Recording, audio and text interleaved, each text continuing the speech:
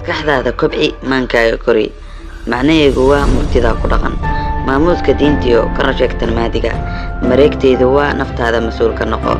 mansabkaaga ha seegin maskax eebba ku siiyana maqaamkeeda ha diidin kor u qaadaha kaabaha bulshada maan kobci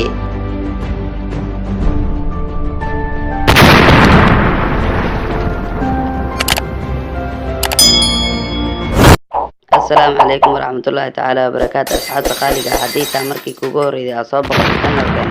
فضلا سبسكرايب لايك شير and comment lana wadaag asxaabtaada kuna soo dhawaada muuqaal cusub halkan waxaan kugula wadaagi doonaa 5 shay oo dadka guuleystay ay sameeyaan waa huba hadii aad sameysay inaad guuleysan doontid balse guusha maaha wax afka kaliya laga sheego waxay u baahan tahay ficil iyo dadaal aad u badan hadaba qoro 5 shay oo hadaad sameysid aad guuleysanaysid lambar 1 waqtiga aamusnaanta dadka guuleystay waxay ku dhaqmaan waqtiga aamusnaanta markay wax soo saarayaan sida awgeed waxay soo saarayaan wax badan taasoo u muuqata inay waqtigooda ka faa'iideysteen maamaaye Soomaaliya waxay leedahay hadal yar iyo howl badan lambar 2 xiriirinta dadka waxa leenahay family friends iyo waliba qaraabo dadka guuleystay waxay leeyihiin dabeecad aad u wanaagsan taasoo sabab ah inay isku keenaan dadka oo dhan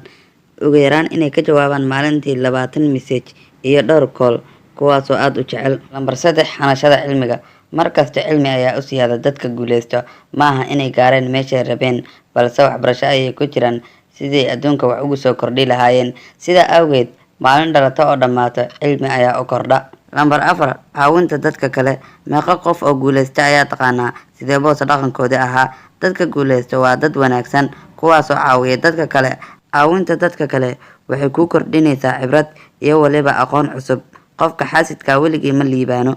lambar 5 qorshe dadka guuleysta waxa haga qorshe hal qorshe oo aad sameeysid wuxuu ku siinaa 10 fursad oo aad ku guuleysatid asxaabta qaaliga fiidiyogan hadoo ku xiiso geliya like dheh ana hilmaamin inaad subscribe na dhahdo channelka tani fiidiyogan fiidiyo ku xiga inta kulmi doona sida iyo nabadgelyo